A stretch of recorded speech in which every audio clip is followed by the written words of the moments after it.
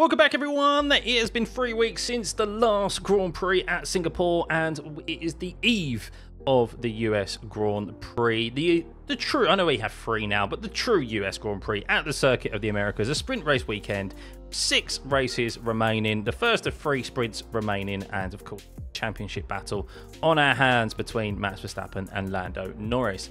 However, while this well, I say mini, it is an autumn fall break. The past 3 weeks have been pretty quiet, other than kind of the worst kept secret in F1, which was Daniel Ricciardo's retirement and loss of his RB seat.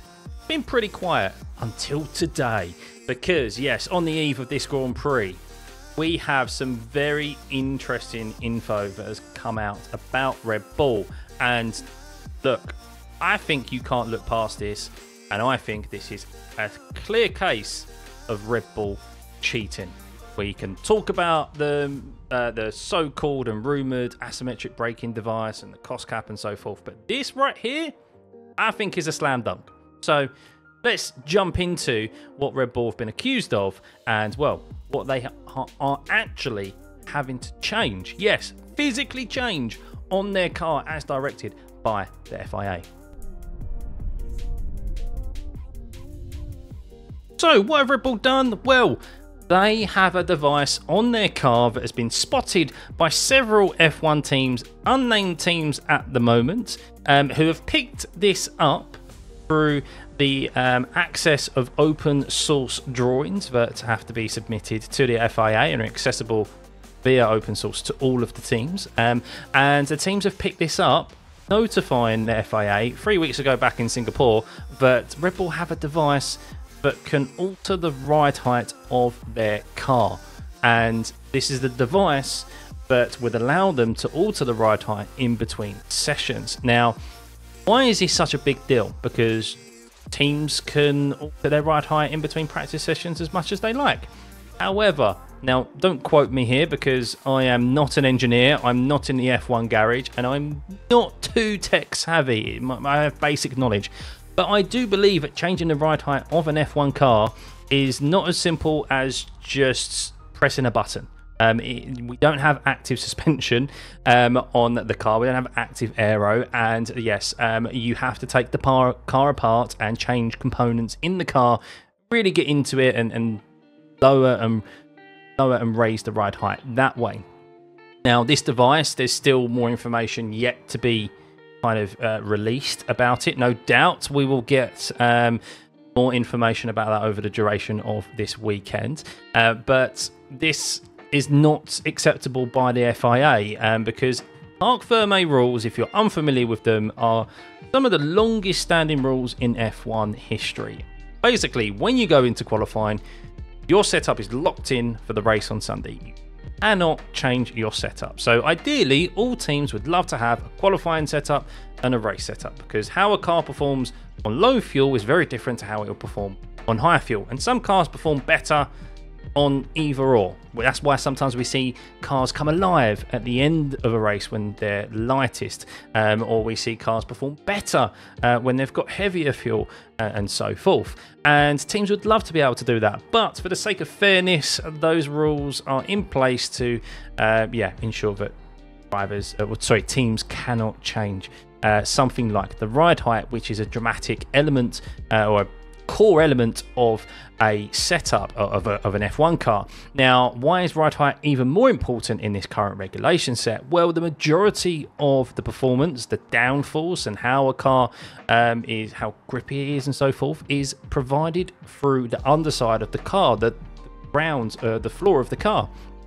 And we've already seen a regulation that has been implemented for a minimum ride height to reduce the limit, to reduce the issue of porpoising that we had, because teams were trying to run their cars as low as possible to get as much downforce, as much performance as possible out of the cars. But unfortunately, that made the car unsafe because of the porpoising effect. So ideally, teams, as I've mentioned, would love to have 2 different setups for qualifying and the race on Sunday, and that means that the ride height they would love to alter in between those sessions as well. And what Red Bull have done, in my honest opinion, now, it is cheating. It is cheating. Now, there is a caveat to this, however, because of course Red Bull, while they have been caught and found to have this device on their car, there is no actual evidence of them changing the ride height in between sessions, or this device being used in between qualifying and the race on Sunday. With a team that is as highly operational as Red Bull, I'd be very, very surprised if there was any evidence that they had to suggest this. No doubt if this device was being implemented between Saturday and Sunday, they would make sure that's done totally behind closed doors and no one from the FIA or the outside media see that happen. It would be the engineers only that aren't doing that. So it's difficult to find any evidence, and the FIA have stated that there is no evidence to suggest this has been done. There's a tweet here from Eric Van Haren, who is from the Telegraph.nl, and he states, of course, Red Bull accused of ride height trick by other teams. Motorsport Federation FIA intervenes, and this is where it says here, no evidence as of yet. However, the FIA also states, and Red Bull also denies it. And Red Bull deny it as per a quote from their spokesperson here, which says, yes, the device exists, although it is inaccessible once the car is fully assembled and ready to run. In the numerous correspondence we have with the FIA, this part came up and we have agreed a plan going forward. So they're of course stating that the device exists. They can't hide it anymore because of the open source drawings. Maybe that was, I don't know, a mistake from someone within Red Bull that included that device. I don't know. Is it a mistake that this info got out onto those drawings? And now they have to hold their hands up and admit that, yeah, the device is there. You can't, there for everyone to see, all the teams to see. You can't deny that. But what they can do, of course, is deny.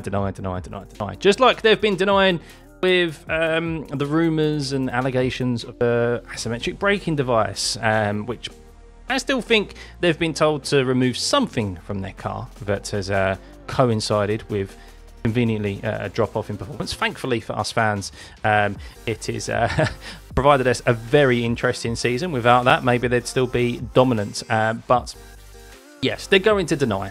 Of course they are. They're never going to hold their hands up and admit that, yes, while the device exists, we did indeed change ride height in between sessions. And why would they not admit to it? Well, the main reason they wouldn't is because, as I stated, part ferme rules are some of the longest rules in F1. You cannot change the ride height. You cannot change setup. Otherwise, you'll be starting from the pit lane. This is on the same level as the Ferrari fuel flow gate issue, because what this device is there for is, in my opinion, it's there to basically bypass the black and white regulations that are there and to bypass the tests. They've found a loophole in the tests conducted by the FIA. Now, this is different to the flexi wing and so forth, because the flexi wing is not clearly defined within the regulations, so that's kind of a grey area. This is not a grey area, it's black and white, just like the fuel flow gate was as well. However, what Ferrari did is that they found a chink in the FIA's testing procedure, which ensured that more fuel was stored further down the line where it was tested, and then more fuel could be injected into the engine, giving it more power. I believe that's right. Go and fact check me on that. And this is basically what Red Bull are doing here, is that the FIA, however they conduct their tests in regards to checking the ride height post qualifying and between the race on Sunday, and even on the race on Sunday, they have found a way that can the FIA, that they can use this device once those tests are conducted further down the testing procedure line, you know, and then ride height bop is reduced or added, whichever direction they want to go in, and it gives them more performance in the direction that they want to go. It hasn't maybe necessarily worked for them throughout the course of this year because they've had a massive drop off in performance. Who knows how long they've actually been running this certain device as well. But yeah, it's on the same level as the Ferrari fuel flow gate, which we know, unofficially, we know that Ferrari were fined heavily for that. They were forced to change it because the FIA then implemented a device that tested further down the line or so forth, so that no one could bypass this. And this is what the FIA are doing here as well, is that they have stated that F1 teams are forbidden from making changes to their car setup apart from the front wing angle from the start of qualifying, under what are known as Part Ferme regulations. The part in question that could be adjusted was the so-called bib or T-tray, which is the front of the floor in the middle of the car. An FIA statement said any adjustment to the front bib clearance during Part Ferme conditions is strictly prohibited by the regulations. While we have not received any indication of any team employing such a system, the FIA remains vigilant in our ongoing efforts to enhance the policing of the sport. As a part of this, we have implemented procedural adjustments to ensure that front bib clearance cannot be easily modified. In some cases, this may involve the application of a seal to provide further assurance of compliance. So yes, the FIA's testing procedure for this particular ride height element not sufficient, and Red Bull clearly picked up on that. Clever. I mean, hats off to them, because Red Bull are known for flirting with the rules. Max Verstappen does it out on track, and the Red Bull engineers and Christian Horner and that do it on the pit wall and back in the garage and back at the factory. I mean, it's ingenuity, and I love to see it, but it is something else to add to Red Bull's bow in regards to them in an essence cheating. And I think this is on the same level, I'll say it once again, Ferrari fuel flow gate. However, this hasn't had that much of an effect in their performance because of the trade-off of whatever they've done back in the season, whether it be their development path or that rumored device that they've had to remove from the car. But yeah, it's just crazy, absolutely crazy. I think it is just outright cheating, and it just shows that Red Bull are trying everything that they can try and close this gap and win this, close this gap on McLaren and win this Drivers' Championship for Max Verstappen this year. We've already seen the mind games from Max Verstappen saying Piastri isn't a number 2 driver, he's a number 1 driver. I don't think he should give up positions to Lando. Of course, because if Oscar gets in the way of Lando, it's better for you, Max, for the Drivers' Championship. So I can't blame a guy from trying, can't blame the team for trying, but this is cheating. Ultimately, it is cheating. It's ingenuity to try and get around the testing procedures of the FIA. However, very different. One last point.